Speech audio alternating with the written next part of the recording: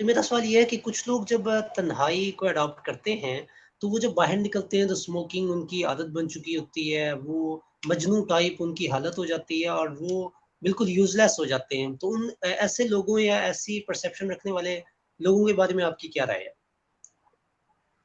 بس یہ وہ انٹروورٹ لوگ ہوتے ہیں نا زیادہ تر. یہ اب میں تھوڑے دن پہلے یہ بات کر رہی تھی اپنی سسٹر سے کہ وہ انٹروورٹ ہے، میں ایکسٹروورٹ ہوں. ایک ہی فینومینا ہوتا ہے، مجھے انرجی مل رہی ہے، اس کی انرجی ڈرین ہو رہی ہے.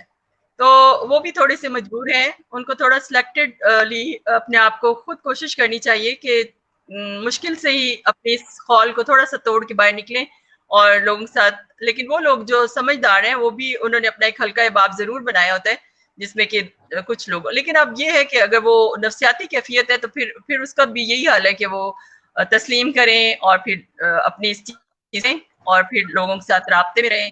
کیونکہ اچھی انرجی انسان سے زیادہ میرا نہیں خیال کسی اور چیز سے مل سکتی ہے.